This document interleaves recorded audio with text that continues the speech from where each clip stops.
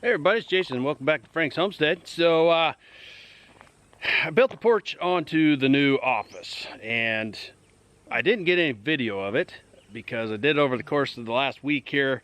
It was really hard to do that. So I built it, and I figured I'll show you what I built and kind of explain what went into it. So here it is. So what we got here is this deck here is comes out 5 feet and it's 8 feet wide.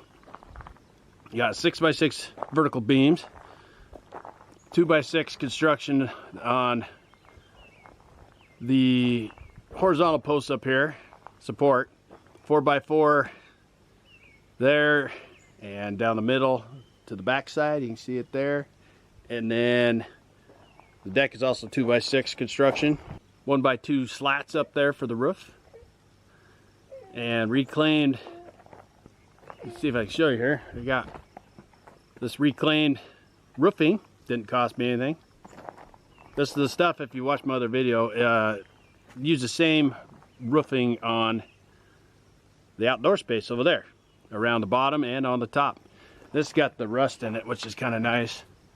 Looks good. Kind of ties in with everything as well. Put a double plate back there for support. This beam that you're looking at here also double support on the back side. Same with there. So it's all double plated. 2x4s for the roof trusses there. Everything's rough cut lumber, and every bit of the lumber, I should say, it was cut on the sawmill. And so it took a little while to dry. I've been sitting out and drying and drying and drying for the last couple weeks easily. But I finally got to the point where I could utilize it.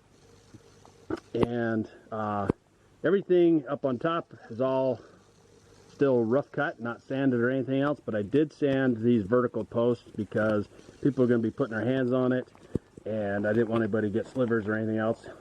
And the funny thing is, this post right here, as soon as we got done sanding it, granddaughter walked right up to it and put a big old bear hug on it. So it was a good call. But other than that, doesn't have stain on it or anything else yet. I'm still waiting for it to completely dry out before we do anything like that, and might even just leave it as is. I'm not sure. I guess I'll let Lori make the call on that. But other than that, all I got left is to put on the vinyl siding. Now that this is up, I get the rest of the pieces I need, and it should be ready to go. But I think it turned out all right. Once I do the vinyl siding, I'll put up some, right there where the roof meets the building, I'll put up some flashing, make sure nothing gets behind and down the wall. And it worked out real good with the light up there as well. I thought, well, gosh, maybe I'll have to move that up a little higher, but turns out when it's dark, it just gives just the right amount of light where you can see fine underneath this. But why not? Leave it where it is. I see no reason to change it at this point. So there it is. One more piece of the pie, piece of the project off the list, and turned out good, works good, and we're almost to the finish line. So got a couple things left to do inside the building. Had to cut more trim because what I had already cut I didn't like, so I cut more cedar trim, 3-inch, and also some 1-inch for a round center table that I built also in there.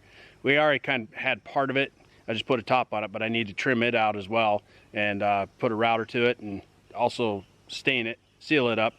But waiting on that wood to dry as well before we do that. And then so we're right there at the finish line. So hopefully next video will be all about the complete job. Maybe not the exterior, I don't know. I'm having a hard time getting my hands on some J-channel that's within reasonable driving distance, because I only need like four more sticks, and it's a long way to drive to get 4 sticks, so I'm trying to get it more local.